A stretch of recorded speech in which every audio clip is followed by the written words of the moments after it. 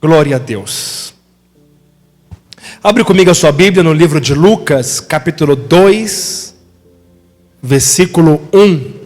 Lucas, capítulo 2, versículo 1. Se puder projetar, por favor. Quantos estão abertos para receber a palavra de Deus nessa noite? Amém. Amém. Jesus é o nosso presente do céu. Aleluia. Há lugar para Jesus no seu coração? Pergunta ao seu irmão, fala lugar aí para ele. Eu sei que ele mora aí dentro, mas temos que dar lugar sempre. Amém, queridos? Quando já recebeu o presente que é adiantado? De Natal? Aleluia. Ninguém mais recebeu adiantado? Vai receber ainda. Eu já recebi o meu semana passada. Aleluia. Glória a Deus. É bom receber presente adiantado, não é verdade? Deus tem um presente do céu para você. Em Lucas capítulo 2, versículo 1, diz assim: Naqueles dias, César Augusto publicou um decreto ordenando o recenseamento de todo o Império Romano. Este foi o primeiro recenseamento feito quando Quirino era governador da Síria. E todos iam para a sua cidade natal, a fim de alistar-se. Assim José também foi da cidade de Nazaré, da Galileia, para a Judeia, para Belém, cidade de Davi, porque pertencia à casa e à linhagem de Davi. Ele foi a fim de alistar-se com Maria, que lhe estava prometida em casamento e esperava um filho. Estou lendo na versão NVI. Amém? Versículo 6. Enquanto estavam lá, chegou o tempo de nascer o bebê. E ele deu à luz o seu primogênito. Envolveu-se em panos e o colocou numa manjedoura, porque não havia lugar para ele na hospedaria. Havia pastores que estavam nos campos próximos e durante a noite tomavam conta dos seus rebanhos.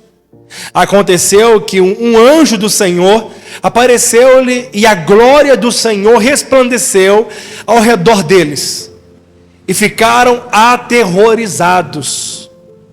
Mas o anjo lhe disse: não tenha medo, estou lhe trazendo boas novas de grande alegria, que são para todo o povo. Hoje, na cidade de Davi, lhe nasceu o Salvador, que é Cristo o Senhor. E isso lhe servirá de sinal, e encontrarão um bebê envolto em panos e deitado numa manjedoura. De repente, uma grande multidão de exército celestial, olha que poderoso, uma grande multidão do exército celestial apareceu com o anjo, louvando a Deus e dizendo: glória a Deus nas alturas e paz na terra aos homens, aos quais ele concedeu o seu favor. Quando os anjos os deixaram e foram para o céu, os pastores disseram uns aos outros: vamos a Belém e vejamos isso que aconteceu e que o Senhor nos deu a conhecer. Então correram para lá e encontraram Maria e José e o bebê deitado na manjedoura. Depois de o verem, contaram a todos que lhe foram dito a respeito daquele menino. E todos os que ouviram o que os pastores diziam ficaram admirados. Maria, porém, guardava todas essas coisas e sobre elas refletia em seu coração. Os pastores voltaram glorificando a Deus e louvando ao Senhor por tudo o que tinha visto e ouvido, como lhe fora dito. Aleluia! Glória a Deus! Há duas festas mais importantes para nós cristãos. A Páscoa, que representa a morte do Cordeiro e a sua ressurreição. Que o mundo, hoje, quando fala de Páscoa, eles não lembram de morte nem de ressurreição. Eles lembram de coelho, ovo de Páscoa, de chocolate. Mas também o Natal, que nós vamos comemorar em alguns dias, nós reunimos a família, fazemos uma grande ceia maravilhosa, que as pessoas só lembram de enfeites, Papai Noel, árvores de Natal, presentear pessoas. Tudo isso é muito maravilhoso, não é verdade? Você poder enfeitar sua casa, você poder presentear pessoas que você ama, isso é maravilhoso. Mas o mundo não coloca em evidência o nascimento do nosso Senhor Jesus, o nascimento do Salvador. Aleluia! Por isso, uma recomendação que nós damos a você, para chocar as pessoas mesmo, para fazer elas pensarem, quando chegar no dia 24 a dia 25, no dia 25, digam a elas, feliz dia do Salvador. Elas vão ficar um pouco estranhas, pensativas, mas quem sabe é uma oportunidade de você evangelizá-las. Porque a mente delas estão tão acostumadas com apenas presentes, enfeites, comidas, reuniões, que elas esquecem que comemoram-se nesse dia o dia da salvação, aleluia, o dia do Salvador do mundo. Glória a Deus, queridos. Normalmente, quando uma mulher descobre que está grávida, ela já começa a preparar o lugar onde o menino vai viver, né? Vai estar. E prepara o enxoval, as roupas, começa a comprar os móveis. Eu lembro quando nós descobrimos que estávamos grávidos, aleluia, e Viviane estava grávida, começamos a preparar o quarto do Heitor. Fui lá, eu mesmo pintei o quarto dele, né? Colocamos lá o berço, a cômoda, o guarda-roupa. Hoje está lindo, maravilhoso, mas antes dele vir, já estava tudo pronto. Estava tudo pronto. Os irmãos ofertaram, abençoaram, nos deram presentes, né? Colchão, ganhamos colchão de presente, ganhamos muita coisa de presente. Glória a Deus, aleluia. Hoje compramos um tapete para ele, grandão, emborrachado, para ele poder ter espaço, para poder se movimentar.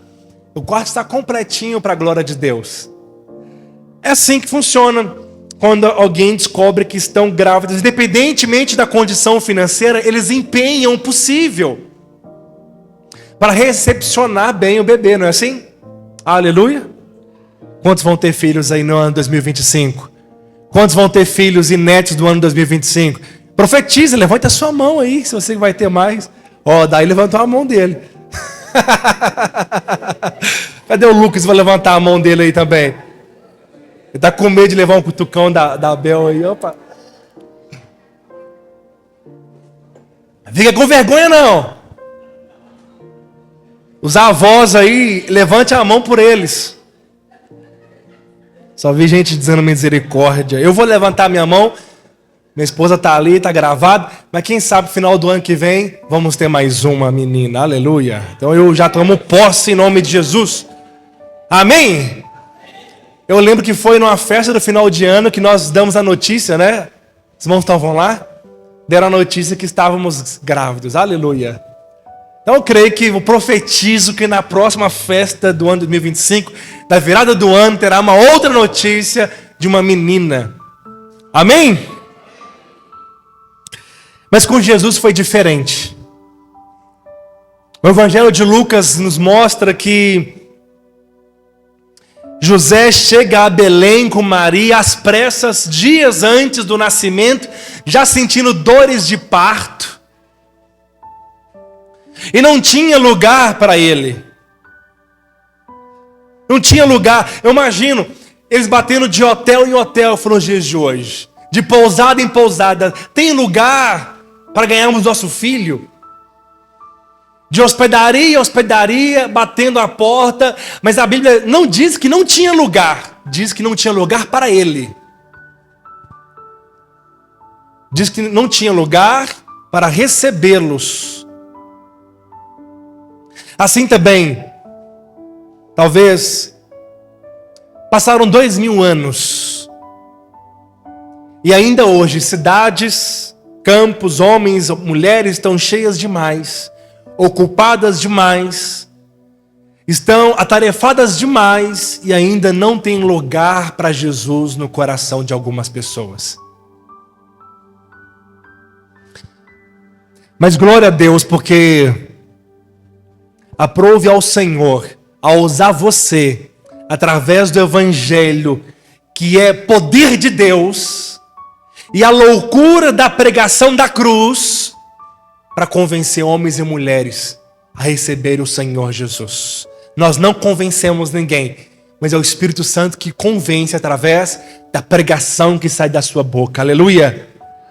No meio de corações cheios, no meio de corações cheios de afazeres, de ambições, de sonhos, projetos, haverá lugar no coração deles para Jesus. E nós queremos que muitos serão salvos para a glória de Deus. Amém, queridos?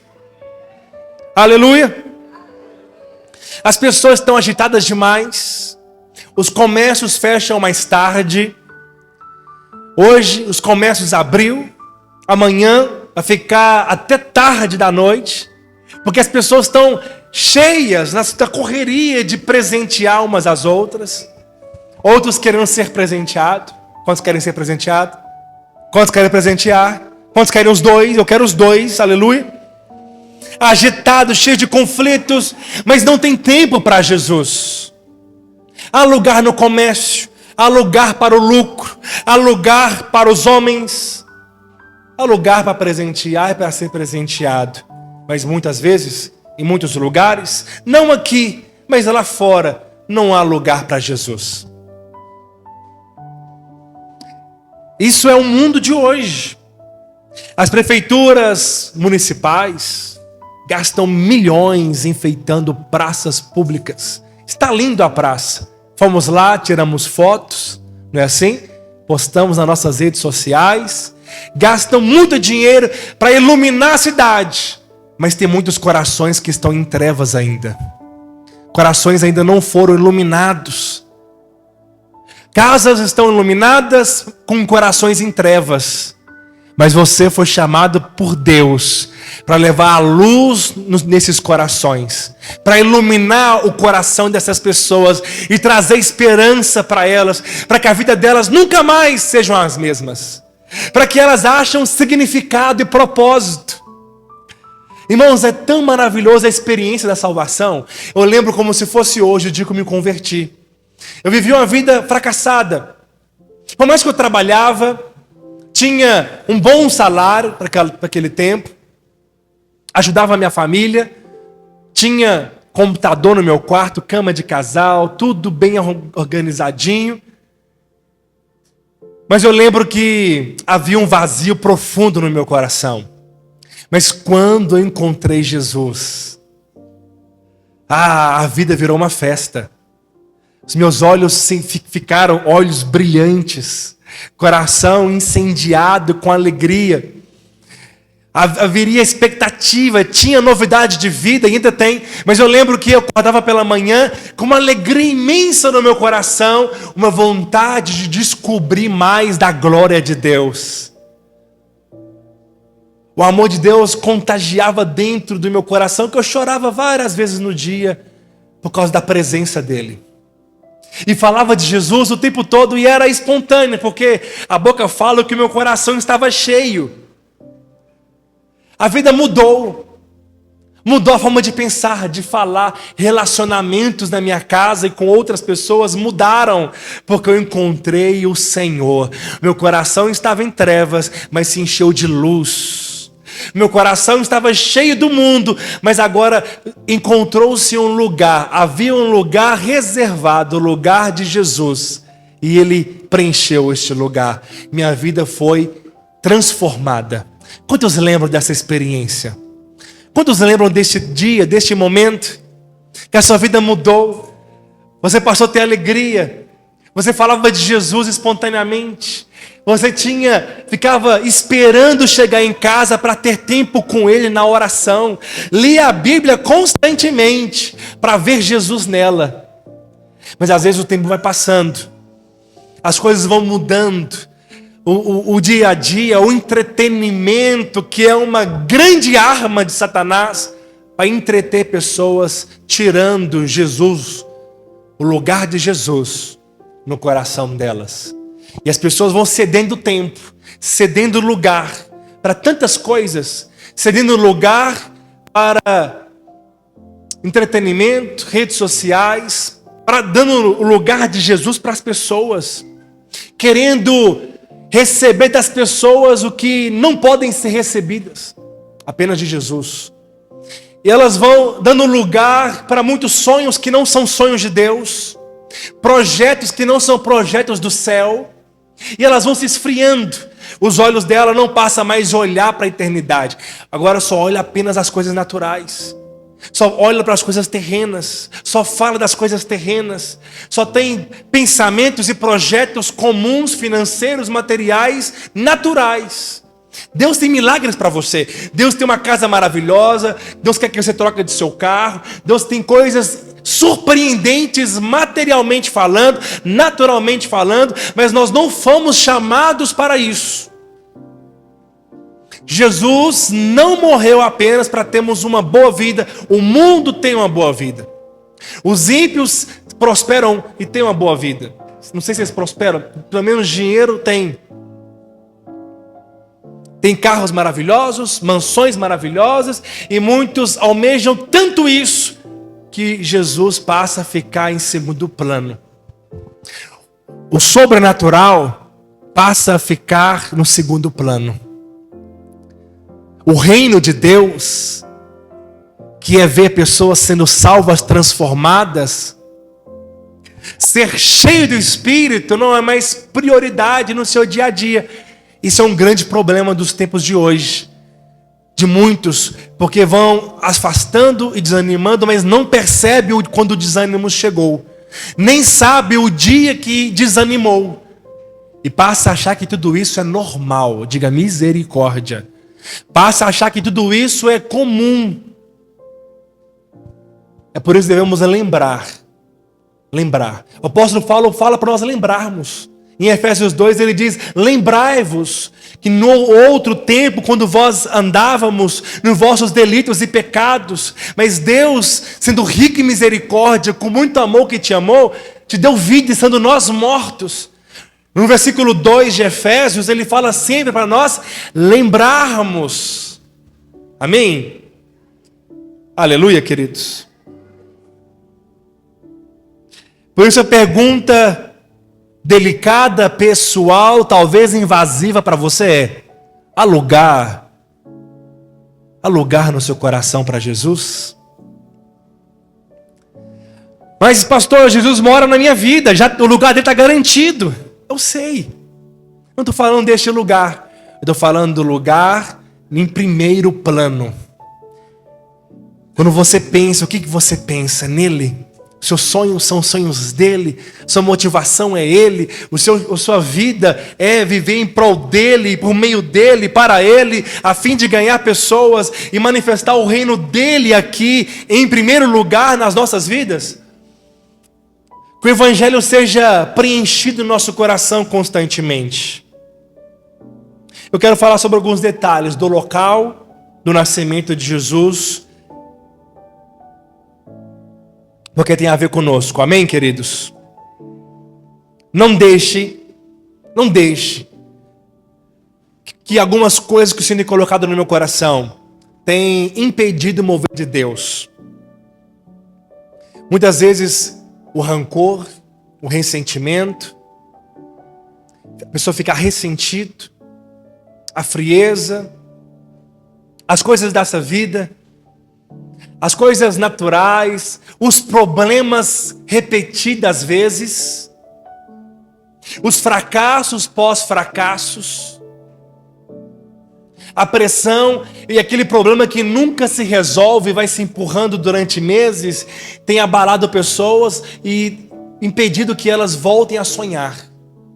O Senhor diz para você hoje: esquece dos problemas, esquece das desavenças, esquece dos fracassos, esquece daquilo que não aconteceu. Deus está fazendo algo novo na sua vida. Deus está fazendo algo novo nessa igreja. Amém? Dá um reset na sua mente, no seu coração. Esqueça, eu sei que é difícil esquecer, porque o diabo te lembra constantemente dos fracassos, dos problemas, daquilo que não deu certo, daquilo que você gostaria que acontecesse e não aconteceu ainda. Mas eu tenho algo para dizer: o ano não acabou. Deus vai fazer ainda este ano na sua vida. Amém? Primeira coisa que nós vemos era a estrebaria. Quando José e Maria chegam na região de Belém, mesmo tendo parentes naquele lugar, não conseguiram pousada. Sabe, aquele lugar era como se fosse hotéis, você podia ficar, dormir e ter suas refeições. A cidade inteira estava movimentada devido ao decreto do imperador César Augustus. E aí nós vemos algo interessante, que aquela família se coloque no lugar de Maria, você que é mulher. Você que é pai, coloque-se no lugar da sua esposa. Hoje alguém está para dar à luz, coloca no carro, vai para o hospital e lá você sabe que está próximo, está perto, você vai ter garantias, você vai ter a segurança de poder dar à luz ao seu filho.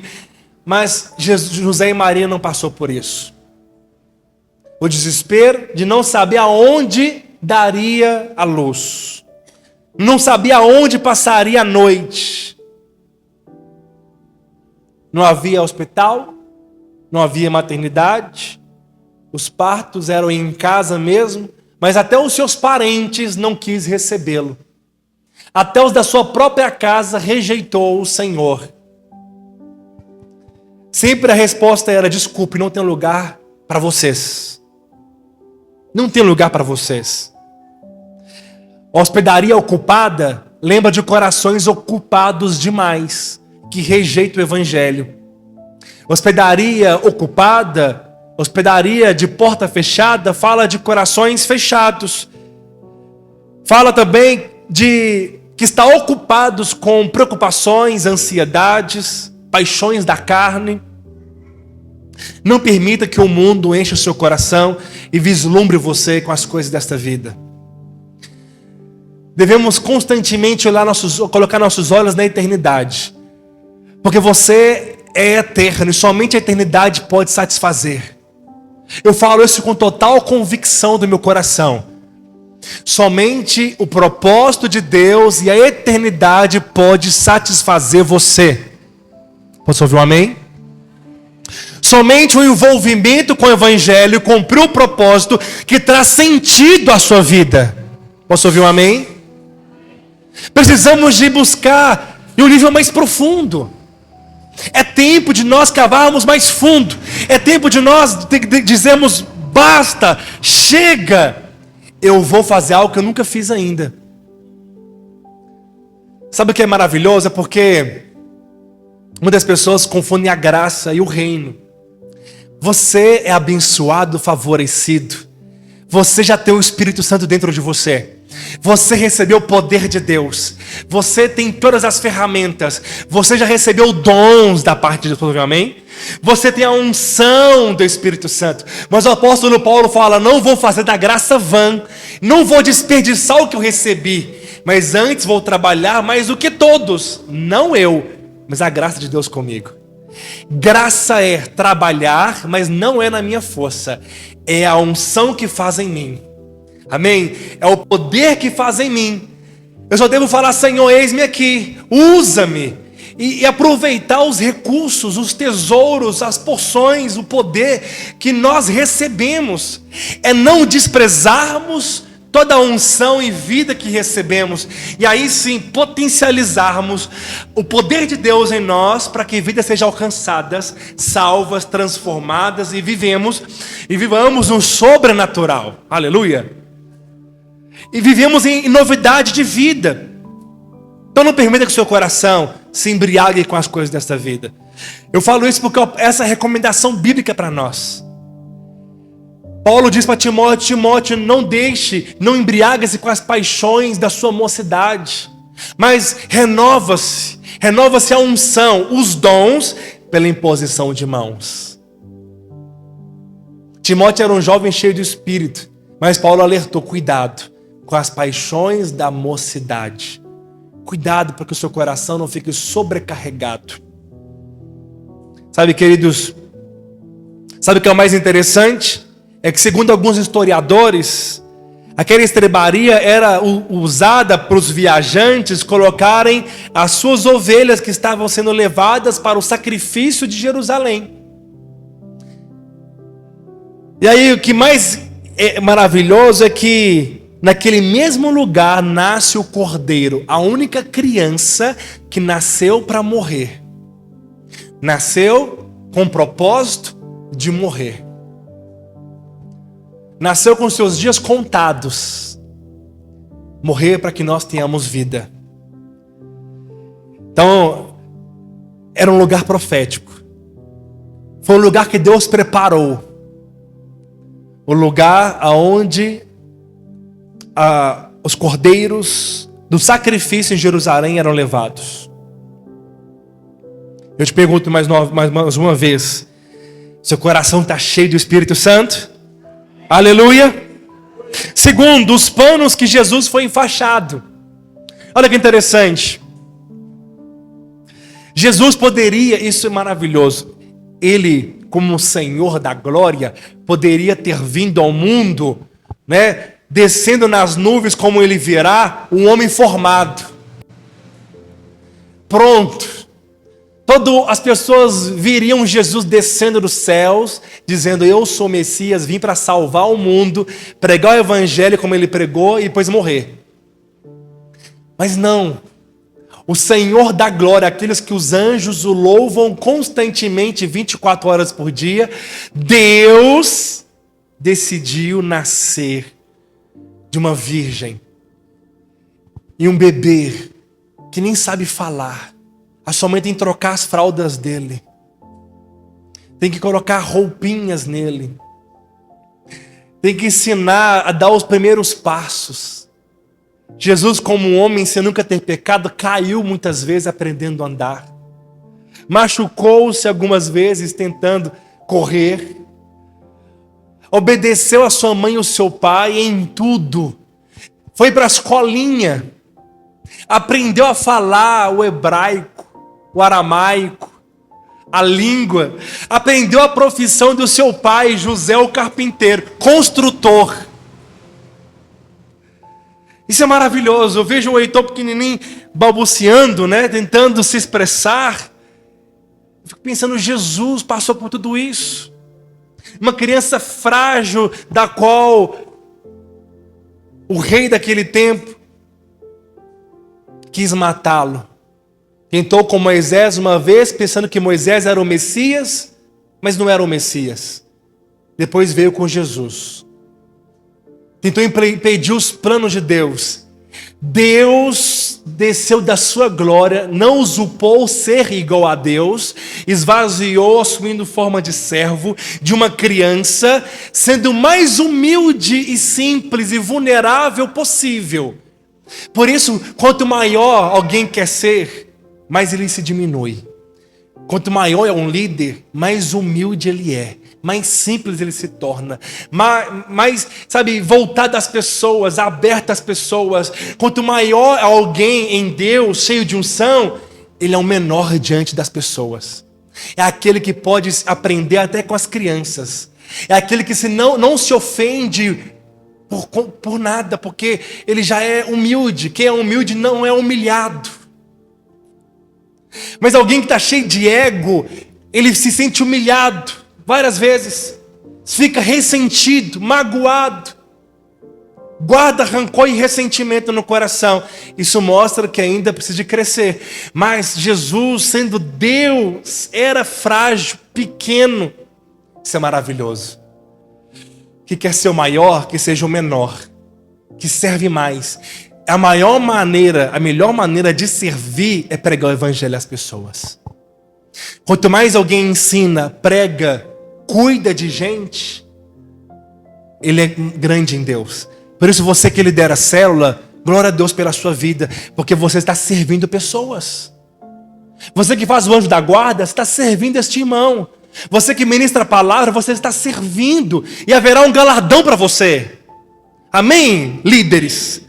Haverá galardão para aqueles que falam do evangelho, mesmo quando estão desanimados, sem vontade, eles falam do Evangelho. Ele se diminui para que ele cresça nas nossas vidas. Amém? Que nós venhamos nos diminuir para que ele cresça em nós. Em Lucas 2,7 diz: então Maria deu à luz seu filho primogênito e enfaixou o menino. É muito interessante. Quando o Heitor nasceu, ganhamos uma saída da maternidade. Aleluia. Lindo, maravilhoso. Está lá em casa, vai ficar guardado. Até quando ele crescer, nunca vou dar para ninguém. Porque é um presente que marca nossas vidas. Não é assim? É a primeira roupa que o menino usa. E sai do hospital com ele. Mas Jesus não teve enxoval. Não teve saída da maternidade. E enfaixou panos nele. E alguns também diziam que esses panos já estavam ali. Eram usados para enfaixar as ovelhas quando davam à luz, no tempo do frio. Elas eram enfaixadas para aquecê-las. Assim também, nosso Senhor, ele foi envolvido em panos de linho fino. Sabe o que significa o linho fino? Obras de justiça. Ele veio para poder nos dar a justiça que é dele, nos fazer justos.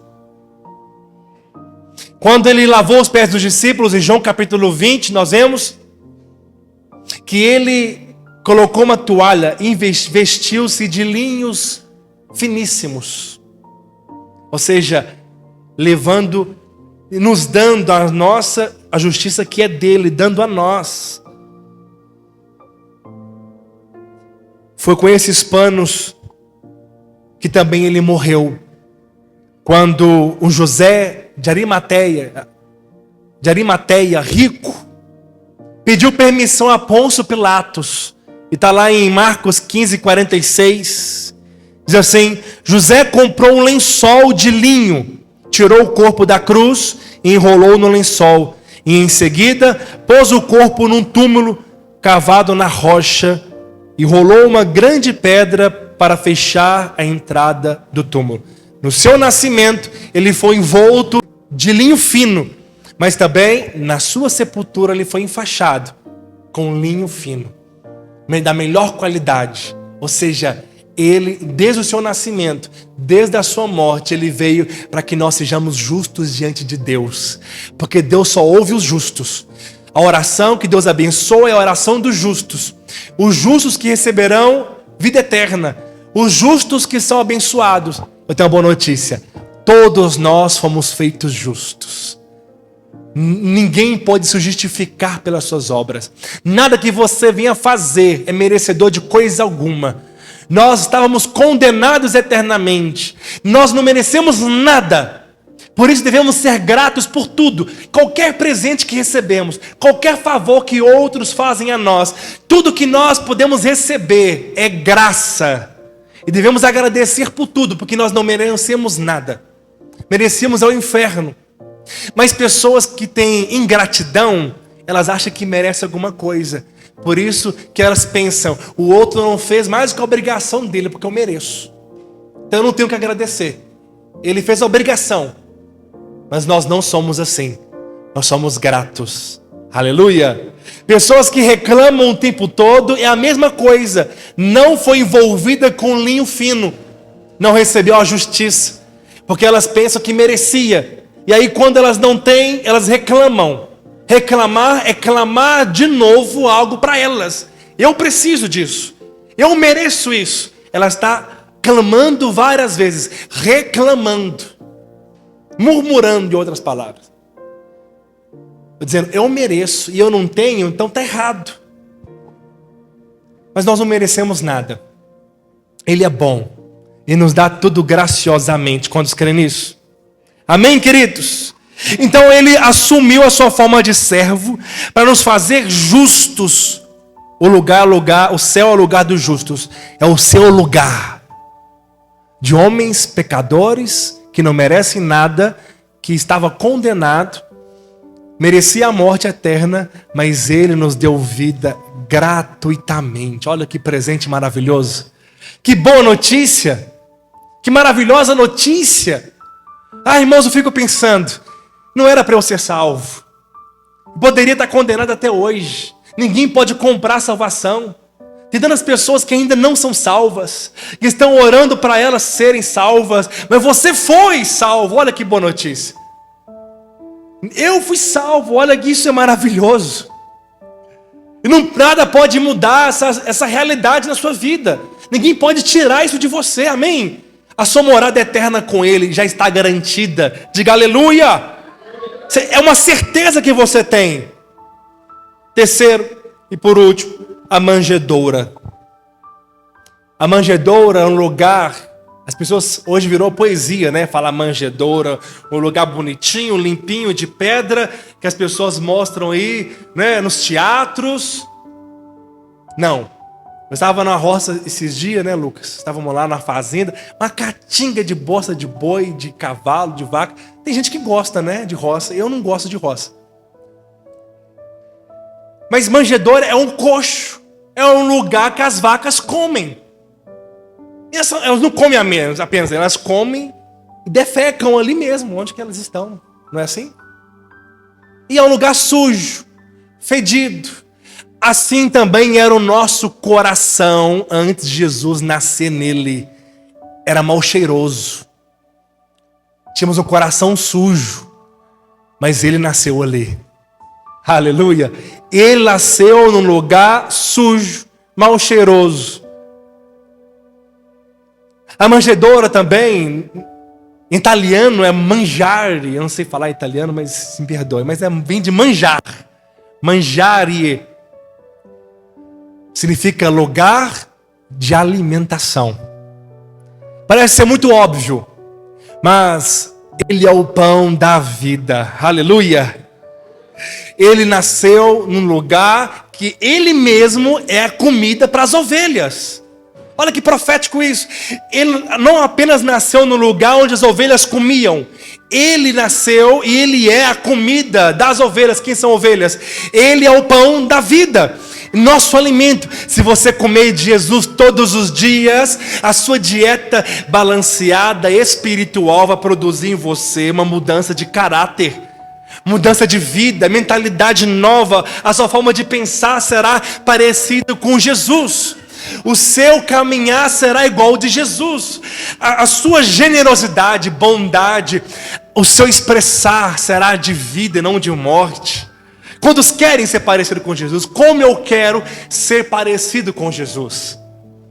Irmãos, isso é maravilhoso. Este é o propósito eterno principal, ser transformado à imagem dele. Mas isso é possível se eu todos os dias abrir a minha Bíblia e ler. Será possível? Olha, não haverá transformação se não ler a palavra de Deus. Alguns associam isso com lei. Alguns pensam que falar que eu tenho que orar é lei, e não é. A Bíblia fala, eu estou indo abaixo do padrão da palavra. A palavra fala é orar sem cessar, orar em todo tempo, no Espírito, intercedendo por todos os santos, orando no Espírito em todo momento. Percebe? A palavra fala, devemos meditar na palavra dia e noite. Lermos, buscarmos. A manjedoura aponta para a palavra de Deus. Lucas 2,7 diz: então Maria deu à luz o seu filho primogênito, enfaixou o menino, o deitou numa manjedoura, porque não havia lugar para hospedaria. Ele não nasceu no hotel 5 estrelas. Ele não nasceu, né, lá no Ouro Minas, lá no Copacabana Palace. Ele não nasceu no melhor hotel da cidade. Ele nasceu numa manjedoura, num lugar fedido, num lugar sujo, mostrando que ele veio ao mundo. No mundo é um lugar sujo e fedido. Deus veio, rebaixou para nos dar vida eterna, salvação eterna. Oh, isso é maravilhoso. Aleluia! Quantos creem nisso?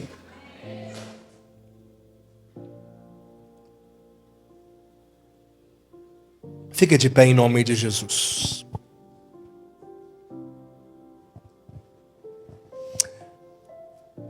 Francisco de Assis, ele teve uma bela ideia uma vez de mostrar como foi a forma simbólica do nascimento de Jesus.